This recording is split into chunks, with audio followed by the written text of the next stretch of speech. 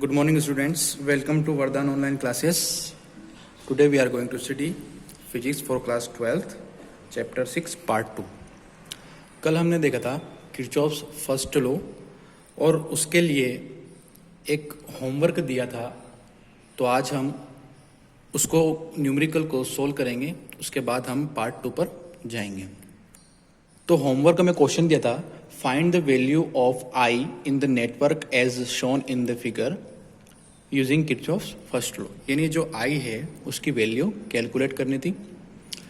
इसके अंदर 3 जंक्शन दिए हुए हैं, जंक्शन ए, जंक्शन बी और जंक्शन सी। हर जंक्शन पर किरचॉफ्स फर्स्ट लॉ लगा लेंगे और उसके बाद हम एक्स, वाई और आई फाइंड आउट करेंगे। तो जंक्शन ए पर किरचॉफ्स फर्स्ट लॉ अप्लाई करने पर at junction A from Kirchhoff's first law तक क्या था कि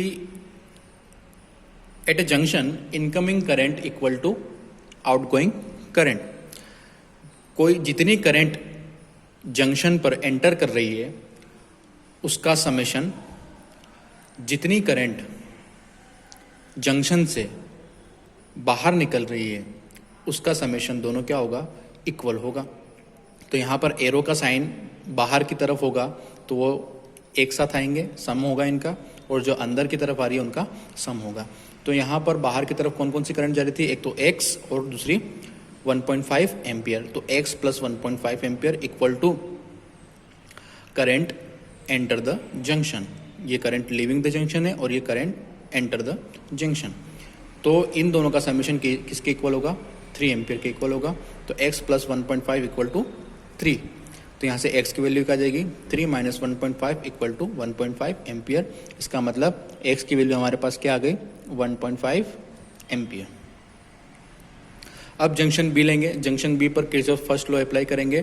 तो यहाँ पर भी currents entering the junction equal to current leaving the junction. यहाँ पर भी एक ही करंट एंटर कर रही है इस जंक्शन बी पर, और ये करंट दोनों y और 1 लीव कर रही है जंक्शन बी से। तो इन दोनों का समेशन इसके इक्वल होगा, यानी 1 प्लस वाई इक्वल टू 1.5। तो 1.5, तो y की वैल्यू यहाँ से क्या आ जाएगी, 1.5 माइनस 1 इक्वल टू 0.5 एम्पियर। इसका मतलब y की वैल्यू आ गई 0.5 एम्पियर। नेक्स्ट जंक्शन सी पर हम किरचॉफ फर्स्ट लॉ लगाएंगे। तो current entering the junction equal to current leaving the junction. तो y इक्वल टू हो जाएगा I plus 0.25। I plus 0.25 equal to 0.5। तो यहाँ पर 0.25 इधर बाई टी पी होगा। तो I equal to 0.5 minus 0.25 equal to 0.25 ampere. यही क्या होगा हमारा आंसर। चैप्टर 6 के पार्ट 2 में हमारा नेक्स्ट टॉपिक है किरचॉफ्स सेकंड लॉ। इसका दूसरा नाम है लूप लॉ। इसका स्टेटमेंट ये है कि किसी भी इलेक्ट्रिक सर्किट के अंदर रेजिस्टेंसेस के अक्रॉस टोटल वोल्टेज जो होगा, यानी उस सर्किट के अंदर टोटल वोल्टेज होगा, नेट वोल्टेज, उसकी वैल्यू 0 होगी। किरचॉफ फर्स्ट लॉ क्या था कि किसी जंक्शन पॉइंट पर नेट करंट 0 होगा, और किरचॉफ सेकंड लॉ क्या कह रहा है कि किसी भी इलेक्ट्रिक सर्किट के अंदर एल्जेब्रिक सम ऑफ वोल्टेजेस, जितने भी वोल्टेजेस हैं, चाहे रेजिस्टेंस के अक्रॉस हो, चाहे बैटरी का EMF हो, उन सब का समेशन 0 होगा। For an electric circuit, the algebraic sum of voltages in a circuit is 0, यानी summation of voltages equal to 0। इसका सिंप्लीफाई फॉर्म ये है कि किसी भी सर्किट के अंदर हम रेजिस्टेंसेस के अक्रॉस वोल्टेज का समेशन करेंगे, और उसको उस सर्किट के अंदर, उस क्लोज्ड लूप के अंदर जितने भी EMFs बैटरी के हैं उन सब के समेशन के इक्वल कर देंगे। तो वो क्या हो जाएगा, उससे हम जितनी भी वैल्यूज फाइंड करनी होगी करंट की वो फाइंड आउट कर सकते हैं। इन एनी क्लोज्ड लूप, किसी भी क्लोज लूप के अंदर algebraic sum of potential differences across resistors will be equal to the algebraic sum of EMF of cell used. किसी भी सर्किट के अंदर जितने भी रेजिस्टेंस लगे हुए हैं उनके अक्रॉस वोल्टेजेस का समेशन, उनके अक्रॉस वोल्टेजेस का समेशन हो जाएगा। वो उस सर्किट के अंदर जितने भी सेल यूज किए हुए हैं उन सब के ईएमएफ के समेशन के इक्वल होगा। आगे हम न्यूमेरिकल करेंगे, उससे ज़्यादा आपको समझने में आसानी रहेगी। इसके बाद का टॉपिक है साइन कन्वेंशन। किसी भी सर्किटरी को सोल्व करने के लिए उसके अंदर जितने भी पैरामीटर्स हैं, करंट, वोल्टेजेस, उनको फाइंड करने के लिए साइन कन्वेंशन का नॉलेज होना बहुत ज़रूरी है। साइन कन्वेंशन में फर्स्ट पॉइंट है कि किसी भी सर्किट के अंदर हम अगर करंट की डायरेक्शन में मूव करते हैं तो पोटेंशियल डिफरेंस जो होगा किसी रेजिस्टेंस के अक्रॉस उसको हमेशा पॉजिटिव लेना है। जैसे यहाँ पर रेजिस्टेंस आर के अक्रॉस पोटेंशियल डिफरेंस कितना होगा, V A minus V B. पिछली क्लास में हमने पढ़ा था कि करंट हमेशा higher potential to lower potential flow करती है। तो V A minus V B ये क्या होगा, तो potential difference across resistance R. और करंट की डायरेक्शन भी उसी तरफ है जिधर हम पोटेंशियल डिफरेंस कैलकुलेट कर रहे हैं। तो यहाँ पर V A minus V B यानी potential difference across resistance R will be equal to I R, positive value of I R. This comes from Ohm's law I R. अब इसका statement पढ़ते हैं। In any circuit if we move in the direction of current potential difference across resistance is considered to be positive. हम अगर direction में current की direction में आगे बढ़ रहे हैं तो पोटेंशियल डिफरेंस क्या होगा, पॉजिटिव होगा।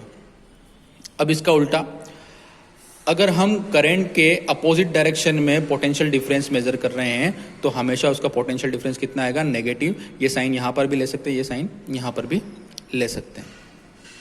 अब जैसे करंट तो इस डायरेक्शन में जा रही है और हम पोटेंशियल डिफरेंस यहाँ से यहाँ के बीच में ले रहे हैं, तो करंट इस डायरेक्शन में, पोटेंशियल इस डायरेक्शन में, दोनों एक दूसरे के अपोजिट डायरेक्शन में, तो आगे क्या लगा देंगे, सिर्फ नेगेटिव।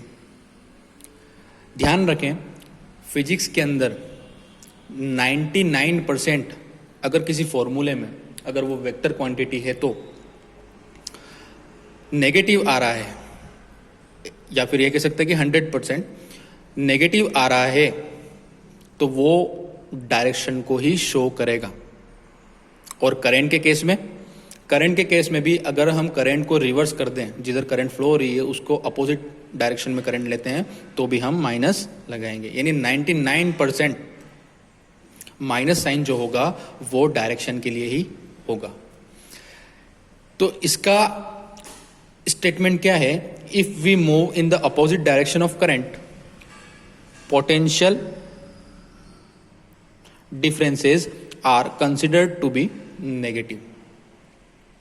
करंट इस डायरेक्शन में और हम पोटेंशियल डिफरेंस ऐसे ले रहे हैं तो आगे क्या लग जाएगा, माइनस साइन। तो हमको पहला साइन कन्वेंशन पता पड़ गया। नेक्स्ट है, if we move in the circuit in assign direction. कोई भी हम सर्किट सोल्व करने से पहले हम एक डायरेक्शन बना देते हैं कि हमको इस डायरेक्शन में ही चलना है, हमारी मर्जी से बना सकते हैं।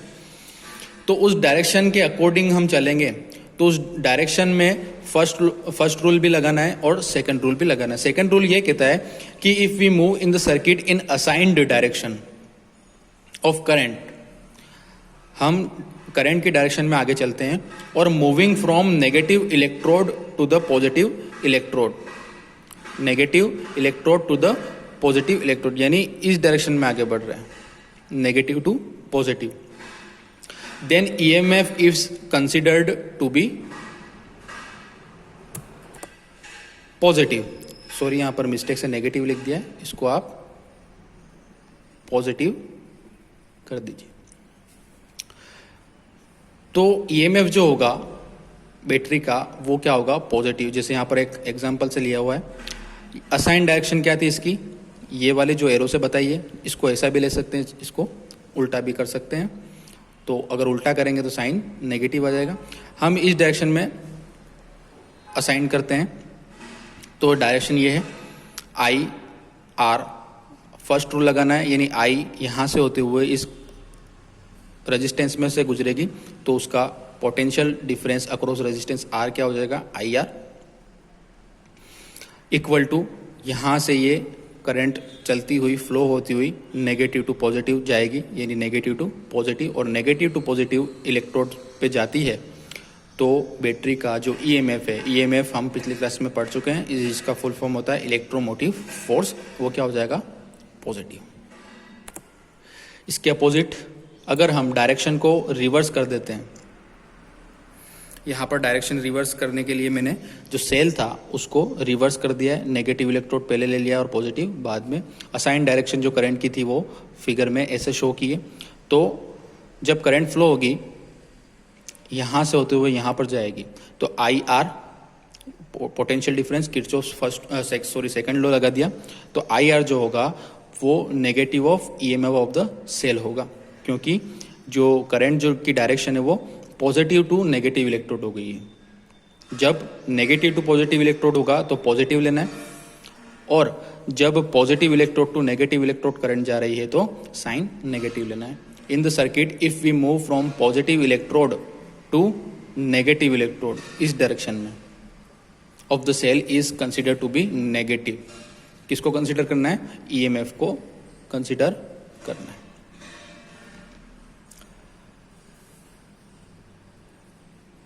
जो किरचॉफ सेकंड लॉ है वो कंजर्वेशन ऑफ एनर्जी पर डिपेंड करता है। It is based on the conservation of law of conservation of energy. अब दोनों रूल की थ्योरी तो हमने पढ़ ली, अब इसको सोल्व कैसे करते हैं, इसका यूज कैसे करते हैं। किसी भी सर्किट में आपको दिया हुआ हो, सर्किट आपके डेली लाइफ के अंदर बहुत यूजफुल है, हमारे घरों में भी सर्किटरी लगी हुई है, उसको कैसे सोल्व किया जाता है वो हम किरचॉफ्स फर्स्ट लॉ और सेकंड लॉ दोनों यूज करके कैलकुलेट कर सकते हैं। नेक्स्ट टॉपिक है simplification of electric circuit using loop law. Simplification का मतलब है जितने भी पैरामीटर्स दे रखे हों, I1, I2, I3, R1, R2 या E1, E2, तो किसी भी क्वेश्चन के अंदर, न्यूमेरिकल के अंदर कोई भी एक वैल्यू या दो वैल्यू वो फाइंड आउट करने के लिए बोल सकता है। अब यहाँ पर हम किरचॉफ फर्स्ट लॉ लगाएंगे। यहाँ पर एक सर्किट के बारे में समझ लेते हैं कि एक सर्किट है पूरा ये, जिसके अंदर दो सेल लगे हुए हैं E1, E2, तीन रेजिस्टेंस लगे हुए हैं R1, R2, R3, मार्क किए हुए हैं currents I1, I2 and I3। तो सबसे पहले जंक्शन डी को देखते हैं यहाँ पर, जंक्शन डी को।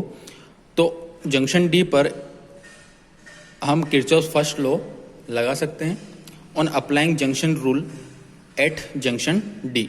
डी जंक्शन पर किरचॉफ फर्स्ट लॉ या जंक्शन लॉ लगाते हैं। तो जंक्शन लॉ क्या था कि current entering the junction equal to current leaving the junction. तो यहाँ पर दो करंट एंटर कर रही हैं, I1 और I2, तो इन दोनों का समेशन क्या हो जाएगा, I1 प्लस I2 किसके इक्वल हो जाएगा, I3 के इक्वल हो जाएगा। तो I3 इक्वल टू क्या हो जाएगा, I1 प्लस I2। इसको हम इक्वेशन नंबर 1 बना देते हैं। अब किरचॉफ्स सेकंड लॉ लगाना है, कैसे लगाते हैं देखते हैं। मैंने एक जो हमारा डायग्राम था उसका एक रफ डायग्राम यहाँ पर बना दिया। इसको देख के हमको किरचॉफ सेकंड लॉ लगाना है। एक लूप लेते हैं हम, कोई भी एक मेश लेते हैं, जैसे यहाँ पर लिया, on applying loop rule for ADCBA। ये कोई भी लूप लिखने का तरीका होता है, जिस पॉइंट से लूप चालू होता है वो उसी पॉइंट पर ख़त्म करना होता है। जैसे यहाँ से A से चालू किया और A पर ख़त्म, तो A फिर D C B A, ये लूप हमने लिया। अब इस लूप के अंदर हमको लूप रूल यानी किरचॉफ्स सेकंड लॉ लगाना है। यहाँ पर जो डायरेक्शन बना दी वो मैंने मान लेते हैं इस तरह के डायरेक्शन असाइन कर दी है। तो ये लूप जब लेते हैं तो हम इसको नीचे वाले लूप को अभी कंसिडर नहीं करते हैं, सिर्फ इसके बारे में स्टडी करते हैं। तो इस लूप के अंदर क्या क्या आ रहा है, I1 करंट आ रही है, एक I2 करंट आ रहा है, R1 रेजिस्टेंस है, R2 रेजिस्टेंस है और दो बैटरीज हैं, ε1 एंड ε2। तो सबसे पहले तो हम एक तरफ किरचॉफ सेकंड लॉ लगाने के लिए एक तरफ तो लेंगे हम पोटेंशियल डिफरेंसेस अक्रॉस रेजिस्टेंसेस। तो लेफ्ट हैंड साइड में हमने लिया, जैसे यहाँ पर हमने माना था कि जो पोटेंशियल डिफरेंस अक्रॉस रेजिस्टेंसेस होता है वो जितने भी वोल्टेजेस होते हैं, ईएमएफ्स होते हैं बैटरी के, उन सब के समेशन के बराबर होता है। तो ये यहाँ पर हम पहले इसको कैलकुलेट करते हैं। तो इसको कैलकुलेट करने के लिए I1, ये जो डायरेक्शन है हमने ये मानी, यह करंट होते हुए यहाँ पर जाएगी। तो I1 जो है वो रेजिस्टेंस के डायरेक्शन में ही है, इसी डायरेक्शन में ही है। तो यहाँ पर I1 R1 हो जाएगा। फिर आगे चलते हैं हम, रेजिस्टेंस 2 के अंदर कौन सी करंट जा रही है? I2। लेकिन हमारा जो डायरेक्शन है देखने की वो किस तरह से, इस डायरेक्शन के अंदर, यानी हम पोटेंशियल डिफरेंस इस डायरेक्शन में देख रहे हैं, लेकिन करंट इसके अपोजिट डायरेक्शन में आ रही है। तो जो साइन कन्वेंशन का फर्स्ट रूल था वो क्या कहता है कि जब पोटेंशियल डिफरेंस हम देखते हैं असाइन डायरेक्शन के अलोंग, तो वोल्टेज जो होगा वो पॉजिटिव आएगा, और अगर जो करंट की डायरेक्शन के रिवर्स में देखते हैं तो साइन नेगेटिव आएगा। तो हमारे असाइन डायरेक्शन जो थी वो इस डायरेक्शन में थी और करंट जो है वो इसके अपोजिट डायरेक्शन में आ रहा है। तो यहाँ पर क्या लग जाएगा आगे माइनस, कौन सी करंट जा रही है R2 के अंदर? I2 R2। समेशन IR का मतलब ये हो गया इक्वल टू, अब राइट हैंड साइड में जितने भी वोल्टेजेस बैटरी के हैं उनको देखना है। हमारी डायरेक्शन ये थी, यानी यहाँ से चलकर यहाँ जाना है। तो जब इस डायरेक्शन में जाएंगे तो नेगेटिव इलेक्ट्रोड से पॉजिटिव इलेक्ट्रोड की तरफ जाएंगे। इस तरीके से जा रहे हैं हम, जो डायरेक्शन असाइन की है। तो नेगेटिव इलेक्ट्रोड से पॉजिटिव इलेक्ट्रोड की ओर, तो साइन क्या आएगा? Positive. Rule number second of sine convention. फिर आगे इस डायरेक्शन में आते हैं, यहाँ पर आते हैं।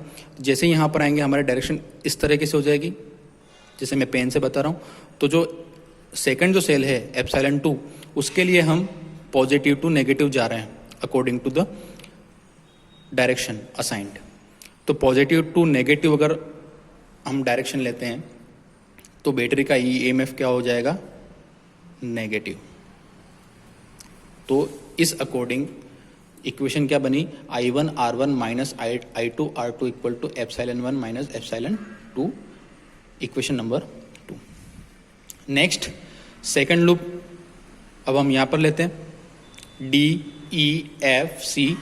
ये वाला हमने लूप लिया। ज़रूरी नहीं है कि जो डायरेक्शन ऊपर जो ली है वो वही डायरेक्शन नीचे लेनी है। हम इसको दोनों को अपोजिट भी कर सकते हैं, यानी ये एंटी क्लॉकवाइज लिया है दोनों को तो क्लॉकवाइज भी ले सकते हैं, एक को क्लॉकवाइज लिया है तो दूसरे को एंटी क्लॉकवाइज भी ले सकते हैं। ऐसा कोई ज़रूरी नहीं, कोई भी हम डायरेक्शन हम हमारी तरफ से असाइन कर सकते हैं। तो जब सेकंड लूप लेते हैं ये वाला DEFCD, इस लूप के अंदर हम किरचॉफ्स सेकंड लॉ अप्लाई करते हैं। अब देखिए, आप ही एक बार साथ साथ इसको सोल्व करने की कोशिश कीजिए। जब ये करंट यहाँ पर आएगी तो R2 के अंदर तो कौन सी करंट जाएगी? I2। डायरेक्शन भी यही है, करंट भी उसी डायरेक्शन में जा रही है। तो क्या इक्वेशन बनेगी? I2 R2। और जब नीचे के डायरेक्शन में आएंगे तो I3 भी उसी डायरेक्शन में, और हमने जो डायरेक्शन ली थी वो भी उसी डायरेक्शन में यहाँ पर जा रही है, और करंट भी उसी डायरेक्शन में। तो पॉजिटिव साइन आएगा I3 R3। तो जो किरचॉफ सेकंड लॉ है उसका LHS हमने नोट कर लिया, जितने भी करंट थी और जितने भी रेजिस्टेंस थे उनके अक्रॉस वोल्टेज डिफरेंस कैलकुलेट कर लिया, equal to right hand side में हम क्या लिखते हैं? जितने भी बैटरीज लगी हुई हैं उस लूप के अंदर उन बैटरीज का समेशन। तो इस लूप के अंदर तो एक ही बैटरी है एप्सिलॉन 2 जिसका ईएमएफ है, तो यहाँ पर क्या लिख देंगे? एप्सिलॉन 2। ये इक्वेशन नंबर 3 हो गई। तो तीनों इक्वेशन हमारे पास आई, इक्वेशन नंबर 1, इक्वेशन नंबर 2 और इक्वेशन नंबर 3। तीनों में न्यूमेरिकल वैल्यूज होंगी। उन तीनों को सोल्व करके हम जो भी पैरामीटर्स फाइंड आउट करना है, जैसे करंट फाइंड आउट करना है I1 I2 या I3, उन सब की वैल्यूज हम कैलकुलेट कर सकते हैं। तो ये था आपका Kirchhoff second law. Kirchhoff first law से सेकंड लॉ थोड़ा टफ है, लेकिन जब आप न्यूमेरिकल सोल्व करेंगे तो उसको आसानी से समझ सकते हैं। वर्कशीट के अंदर आपको एक न्यूमेरिकल दिया जाएगा सर्किट को सोल्व करने के लिए, आप उसको ट्राई कीजिए। अगर नहीं होता है तो मैं नेक्स्ट वीडियो के अंदर उसको सोल्व करके बताऊंगा।